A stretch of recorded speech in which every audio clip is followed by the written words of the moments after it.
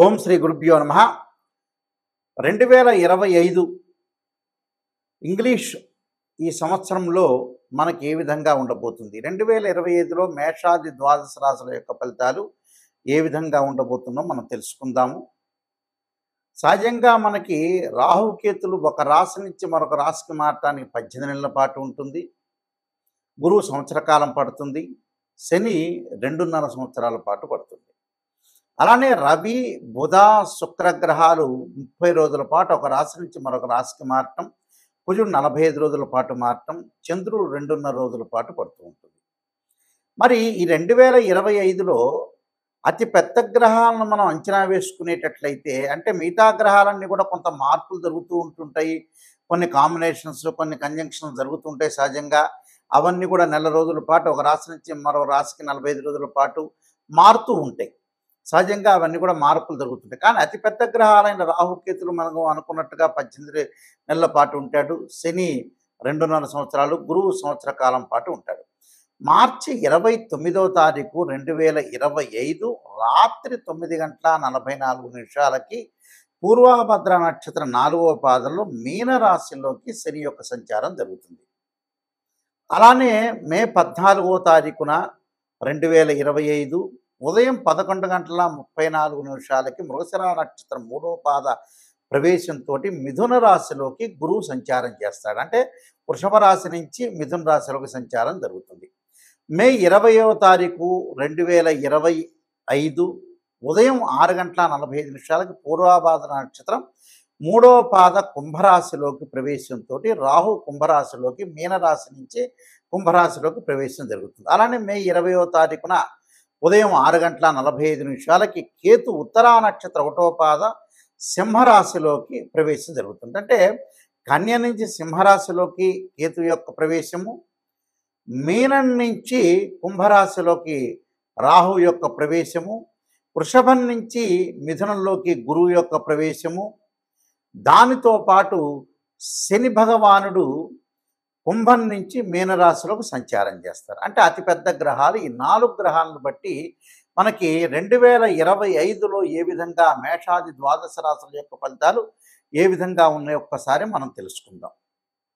2025లో కర్కాటక రాశి వాళ్ళ యొక్క గ్రహస్థితిని మనం చూసినట్లయితే కర్కాటక రాశి వాళ్ళకి 45% బాగుంటుందని చెప్పుకోవచ్చు. దానికి కారణాలు ఏంటంటే గౌరవ మర్యాదలు బాగా పెరిగే అవకాశాలు బాగా ఎక్కువగా ఉంటాయి. అలానే సన్మానాలు, అవార్డులు, రివార్డులు, ప్రతి పనిలో కూడా కొంత విజయం సాధించే అవకాశాలు ఎక్కువ ఉంటాయి. భూ సంబంధమైన వ్యవహారాల్లో కొంత అనుకూలంగా ఉండటం, డబ్బులు చేతికి వచ్చే అవకాశాలు ఎక్కువగా ఉంటాయి. అంటే గతంలో కంటే కూడా కొంత ఆకస్మికంగా ధనలాభం, ఆకస్మికంగా ప్రయాణాలు చేయటం, ఆకస్మికంగా కొన్ని గృహంలో మార్పు జరగటం, ఆవేశం తగ్గుతుంది, ఆలోచన బాగా పెరుగుతుంటుంది. అంటే ఈ రాశి వాళ్ళకు వచ్చేటప్పటికల్లా ద్వితీయ స్థానంలో సింహరాశిలో కేతు యొక్క సంచారం అనేది ఉంటుంది మే 20వ తారీఖు నుంచి. అలానే ఇక్కడ ఎల్నాటి శని యొక్క ప్రభావం తగ్గుతుంది వాళ్ళకి. ఎందుకని మార్చి 29వ తారీఖున కుంభరాశిలోంచి శని మీనరాశిలోకి సంచారం చేయటం వల్ల వాళ్ళ అష్టమ స్థానంలో శని యొక్క సంచారం తొలగిపోయి 9వ స్థానంలో శని యొక్క సంచారం వల్ల ఆర్థిక స్థితిగతులు బాగా మెరుగుపడతాయి. అంటే ఆర్థిక పరంగా బాగా పుంజుకునే అవకాశాలు ఎక్కువగా ఉంటాయి. అంటే ప్రతి పనిలో కూడా కొంచెం విజయం సాధించడమే కాకుండా వాళ్ళకి విదేశాలకు వెళ్ళే అవకాశాలు బాగా ఎక్కువగా ఉంటాయి. విదేశాలకు వెళ్ళే అవకాశాలు అంటే అష్టమ స్థానం రాహు యొక్క సంచారం కావటం, అలానే భాగ్యంలో శని యొక్క సంచారం, ఈ రాశి వాళ్ళకు వచ్చేటప్పుడు వ్యయ స్థానంలో గురువు యొక్క సంచారం, అలానే కర్కాటకం, సింహం అంటే ద్వితీయ స్థానంలో కేతు యొక్క సంచారం. దానివల్ల ఉన్నతమైన పదవులు, ఉన్నతమైన అభిప్రాయాలు కలిగే అవకాశాలు ఎక్కువ ఉంటాం. ఆర్థిక స్థితిగతులు బాగా మెరుగుపడే అవకాశాలు ఎక్కువగా ఉంటాయి. విదేశాలకు వెళ్ళే అవకాశం కూడా బాగా ఎక్కువ ఉంటాయి. అంటే మిగతా గ్రహాల యొక్క ప్రభావం కూడా 2025లో వీళ్ళకి కలిసి వచ్చే కాలం అని చెప్పుకోవచ్చు. ఈ కలిసి వచ్చే కాలంలో 45% గతం కంటే కూడా మెరుగుపడుతుంది. పెండింగ్ పనులన్నీ కూడా వేగవంతం జరిగే అవకాశాలు ఉండటం, ఏదైతే వాళ్ళు చేయాలనుకుంటారో అలాంటి విషయాల్లో ముందంజలో ఉండే అవకాశాలు ఎక్కువగా ఉంటాయి. ప్రతి దానిలో కూడా కొంత యాక్టివ్నెస్ బాగా పెరగటం ఒకటి, ఆర్థిక పరంగా గతంలో ఉండే సంక్షోభం తగ్గటం ఒకటి, నూతన వ్యాపారాలు ప్రారంభం చేయడంతో పాటు కోర్టు సమస్యలు పరిష్కారం అవుతుంది. అంటే పిత్రార్జితం ఏదైతే రావాల్సింది ఉంటుందో ఆ పిత్రార్జితం వచ్చే సూచనలు బాగా ఎక్కువగా ఉంటాయి. అంటే అన్నీ కూడా అనుకూలంగా ఉండే సూచనలు బాగా ఎక్కువ ఉంటాయి కాబట్టి సమర్థవంతంగా నిర్వహిస్తారు. సమర్థవంతంగా ముందుకు వెళ్తారు. అన్నీ కూడా అనుకూలంగా ఉండడానికి సాధించడానికి విజయం మీద బాగా పట్టు సాధించే అవకాశాలు ఎక్కువ ఉంటాయి. అలానే విద్యార్థులు కూడా చదువు పట్ల ఆసక్తి చూపించి పోటీ పరీక్షల్లో ఉత్తీర్ణులు కావటం, స్త్రీలు భర్త దగ్గర కానీ అలానే తండ్రి దగ్గర కానీ డబ్బులు దాచుకునే స్వభావం వ్యక్తులకు ఉండటం ఒకటి, అలాంటి డబ్బులు సంపాదించటం, గతంలో ఏదైతే స్త్రీలు వృత్తి ఉద్యోగాలు ఏదైతే మానేసి అవన్నీ కూడా మళ్ళీ స్టార్ట్ చేసి భర్తకి సపోర్ట్ ఉండాలని ఒక ఆలోచన సరళితోటి ముందుకు వెళ్ళే అవకాశాలు ఎక్కువగా ఉంటాయి. అంటే కర్కాటక రాశి వాళ్ళకి ఆదాయం అనేది బాగా పెరుగుతుంది. ఇన్కమ్ అనేది బాగా గ్రోత్ పెరిగే అవకాశాలు ఎక్కువ ఉన్నాయి. అలానే గౌరవ ప్రతిష్టలు, బంధుమిత్రులతో వైరం లేకుండా ఉండటం, బంధుమిత్రులతో ఆనందంగా గడిపే అవకాశాలు ఎక్కువగా ఉండటం, ప్రతి పనిలో కూడా కొంత విజయం సాధించడమే కాకుండా అన్ని విషయాల్లో కూడా సహాయాన్ని పొందుతారు. వాళ్ళ యొక్క సహాయాన్ని తీసుకుంటారు. అందరి యొక్క మన్ననలు బాగా పొందే అవకాశాలు ఎక్కువగా ఉంటాయి. అంటే అధికార బలం బాగా పెరుగుతుంది. అధికారంలో ముందుకు వెళ్ళే అవకాశాలు బాగా ఎక్కువ ఉంటాయి. అన్నీ కూడా సాధించే అవకాశాలు బాగా ఎక్కువగా ఉంటాయి కాబట్టి ప్రతి పనిలో కూడా విజయం సాధించడం, వీళ్ళ విజయం వరించడం అవకాశాలు ఎక్కువగా ఉంటాయి కాబట్టి అధికారుల యొక్క సందర్శన, పై అధికారుల వల్ల ప్రమోషన్లు రావటం, గృహంలో మార్పులు, విలువైన ఆభరణాలు, విలువైన వస్తువులు కూడా కొనుగోలు చేసే అవకాశాలు బాగా ఎక్కువగా ఉంటాయి. అంటే వివాహ సంబంధమైన విషయాలు అయితే కొద్ది వాయిదాలు పడతాయి. కొద్దిగా 1, 2 సంబంధాలు తప్పిపోయి మూడో సంబంధం కలిసే అవకాశాలు ఎక్కువ ఉంటాయి కాబట్టి కర్కాటక రాశి వాళ్ళకి చాలా అనుకూలంగా ఉండే అవకాశాలు ఎక్కువ ఉంటాయి. నూతన వ్యాపారాల్లో భాగస్వామ్య వ్యాపారం కూడా బాగా కలిసి వస్తుంది వాళ్ళకి. భాగస్వామ్య వ్యాపారం వల్ల కూడా అనుకూలంగా ఉండటం ఒకటి, ప్రతి పనిలో కూడా కొంత విజయం సాధించడం, అన్నీ కూడా శ్రద్ధ పెట్టి ముందుకు వెళ్ళే అవకాశాలు ఎక్కువగా ఉంటాయి కాబట్టి ప్రతి దానిలో కూడా అనుకూలంగా ఉండే అవకాశాలు ఎక్కువ ఉంటాయి. నేను చెప్పిన రెమెడీస్ అన్ని కూడా మీరు పాటించండి, మీకు మంచి జరిగే అవకాశం ఖచ్చితంగా ఉంటుంది.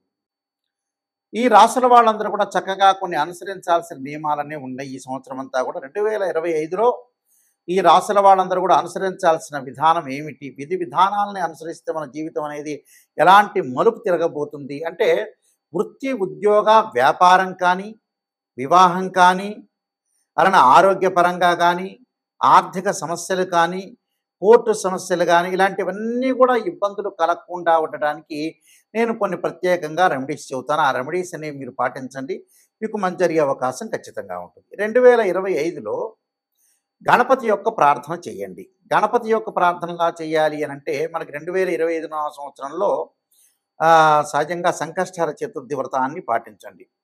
సంకష్టహర చతుర్థి వ్రతాన్ని ప్రతి నెలలో చేసుకోవటం కానీ, లేకపోతే నెలకి ఒక నెలలో చేస్తే నెక్స్ట్ మంత్ ఆపేసుకుని ఆపై మంత్లో కానీ సంకష్టహర చతుర్థి గణపతి యొక్క ప్రార్థన, గణపతిని గకార అష్టోత్తరంతో ప్రార్థన చేయటం చేయండి. అంటే వక్రతుండ మహాకాయ కోటి సూర్య సమప్రభ నిర్విఘ్నం కురుమే దేవా సర్వకార్యేశ్వరుదా అనే మంత్రాన్ని చక్కగా చదువుకోండి. వీలైతే తత్పురుషాయుధ్యే వక్రతుండాయ ధీమహే తన్నోదంతి ప్రచోదయాత్ అనే మంత్రాన్ని చదవటం ఒకటి. గణపతి యొక్క ఆలయాలను దర్శనం చేయండి. అది ఎప్పుడు సంకష్టహర చతుర్థి రోజున కానీ, బుధవారం కానీ, హస్త నక్షత్రం కానీ. అంటే మన జీవితంలో ఉండే విజ్ఞానాన్ని కూడా తొలగిపోతుంటాయి. ధనం కలిసి రావాలంటే, ధనపరంగా ఇబ్బందులు మీకు కలుగుతున్నాయి అంటే ఓం యక్షాయ కుబేరాయ శరణాయ ధనధాన్యాధిపతే ధనం ధాన్య సమృద్ధిమే దేహిమే దాపై స్వాహ అనే మంత్రాన్ని చక్కగా గురువారం రోజున ప్రాతకాలం చదవండి. వీలైతే ఇది నేను చదవలేను గురువు గారు అని చెప్పిన వ్యక్తులకి దేవానాంచ ఋషీనాంచ గురుకాంచన సన్నిభం బుద్ధిమతం త్రిలోకేశం తమ నమామి బృహస్పతిమని ప్రదోషకాల సమయంలో 2025లో ప్రతి గురువారం రోజున సాయంత్రం పూట చదవండి. వీలున్న గురువారాలు ఎక్కువ శాతం చదవటం అనేది నేర్చుకోండి. దానివల్ల ఏదంటే ధనం కలిసి వచ్చే అవకాశాలు ఎక్కువ ఉంటాయి. రుణబాధలు ఉన్న వాళ్ళు 2025లో ఖచ్చితంగా ఒక 1/2 కేజీ బెల్లం బుధవారం రోజున కానీ, సోమవారం కానీ దానం చేయండి. దానితో పాటు ముఖ్యంగా వీలైతే శనివారం రోజున నల్ల నువ్వులు దానం చేయటం, ఆదివారం రోజున మినుములు, అలానే శనివారం రోజున ఉలవలు, గురువారం రోజున శనగలు దానం చేయటం అనేది మర్చిపోవద్దండి. చేసిన తర్వాత ఏదైనా సరే మంగళవారం వస్తుంటుంది మనకి. అంటే మంగళవారం రోజున కానీ, వీలైతే మృగశిర, చిత్త, ధనిష్ట నక్షత్రం రోజుల్లో కానీ కందులు దానం చేయండి. కందులు దానం చేయటంతో పాటు చక్కగా కందుల్ని ముందు రోజున నానబెట్టి ఆవుకు పెట్టడం అనేది కూడా నేర్చుకోండి. అలానే వాహన ప్రమాదాలు ఇవన్నీ కూడా కలగకుండా ఉండాలంటే ఖచ్చితంగా సుబ్రహ్మణ్య స్వామి యొక్క ఆరాధన చేయండి. తత్పురుషా విద్యే మహాసేనాయ ధీమే తన్నో షణ్ముఖ ప్రచోదయాత్ అనే మంత్రాన్ని చక్కగా చదవండి. కోర్టు సమస్యలు కూడా మీకు పరిష్కారం జరిగే అవకాశాలు ఖచ్చితంగా ఉంటాయి. అలానే వివాహం కాని స్త్రీ పురుషులు ఎవరైతే ఉంటారో వాళ్ళందరూ కూడా తప్పకుండా సీతారాముల యొక్క కళ్యాణంలో కానీ, శివపార్వతుల యొక్క కళ్యాణంలో కానీ పాల్గొనండి. అలానే శ్రీ వల్లీదేవి సమేత సుబ్రహ్మణ్య స్వామి యొక్క కళ్యాణంలో పాల్గొంటే కూడా మీకు కళ్యాణం జరిగే అవకాశం ఖచ్చితంగా ఉంటుంది. దీనితో పాటు విద్యార్థులు ఖచ్చితంగా విద్యలో వెనకబడి ఉన్నట్టయితే దక్షిణామూర్తి స్తోత్ర పారాయణం చేయండి. అలానే సరస్వతీ దేవ ఆలయాన్ని సందర్శన చేయటం అనేది మర్చిపోతండి. అంటే ఇవన్నీ కూడా ఆరోగ్యపరంగా ఇబ్బందులు కలిగే వ్యక్తులు కూడా శరీరే జర్జరీభూతే వ్యాధిగ్రస్తే కలేబిర ఔషధం జాహ్నవీతూయం వైద్యో నారాయణ హరి అనే మంత్రాన్ని చక్కగా చదువుకోండి. నువ్వుల నూనెతోటి శివుడికి అభిషేకం చేయండి. చేస్తే కూడా ఆయు ప్రమాణం పెరిగే అవకాశం ఖచ్చితంగా ఉంటుంది. అలానే ప్రతి విషయంలో కూడా ముందంజలో ఉండాలంటే ఖచ్చితంగా కొన్ని నియమాలనేవి పాటించండి. ఆ నియమాల్లో ముఖ్యంగా నేను కొన్ని విషయాలు స్పష్టంగా తెలియజేస్తున్నాను. అవన్నీ కూడా మీరు పాటించి ముందుకెళ్తే మీకు మంచి జరిగే అవకాశం ఖచ్చితంగా ఉంటుంది. ఇలాంటివన్నీ కూడా మీకు అన్నీ కూడా దోషాలన్నీ తొలగిపోవాలంటే ఖచ్చితంగా ఏదైతే మీకు బాధలన్నీ ఉంటాయో ఆ బాధలన్నీ కూడా తొలగటానికి ప్రత్యేకంగా నేను ఒక పుస్తకాన్ని రాశాను. అది రాజమండ్రి మోహన్ పబ్లికేషన్ వాళ్ళు బృహత్ పరిహార సింధు అని మంత్ర యంత్ర తంత్ర రెమెడీస్ అనే పుస్తకం ఉంది.